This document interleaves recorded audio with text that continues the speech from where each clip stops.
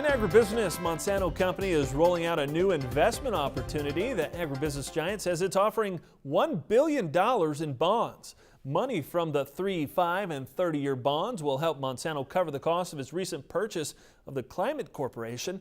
Monsanto recently announced the purchase of Climate Corp, a weather monitoring, data, and risk management company. It says it plans to maintain the company's brand name as well as keep its headquarters in California's Silicon Valley. An analyst with China's National Grain and Oil Information Center says it expects the country to increase its soybean imports by 15% in the next year. Tough weather conditions cut into the country's own soybean production this year. If realized, this would be the 10th straight year of higher soy imports. Analysts say solid demand may help bean prices hold. So how will that play out in next year's acreage battle? Farm Director Al Pell has that in this morning's analysis.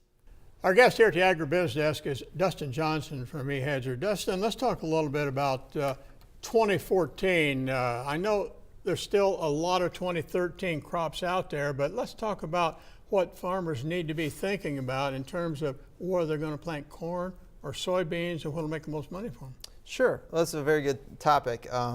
I think that 2013 obviously is a big year to focus on, but a lot of guys are still asking me, Dustin, what do I do for 14 corn?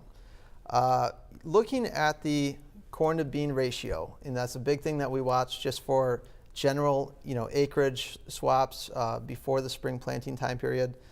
It is a little high in our opinion. It's 2.46 to 1. That's dividing the November 14 beans divided by December 14 corn. So typically we want to see that around 2.3 to 1 to get a nice balance of acreage. So I think that the November beans are a little bit overpriced, especially considering the good South American weather that we've started out with in the year.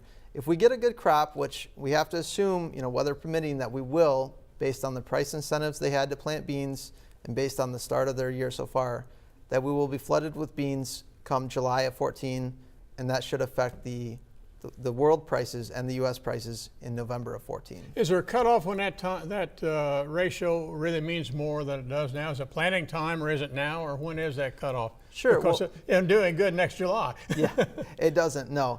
You know what, there's definitely a cutoff time, and that's, after the last, bit of acreage that the farmers are considering planting corn or beans is planted. So, as time goes on, this will be less and less important.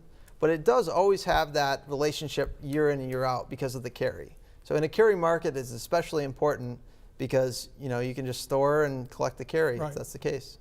Okay, well, thank you very much, Dustin Johnson, our guest. We'll be back with more Ag Day in a moment.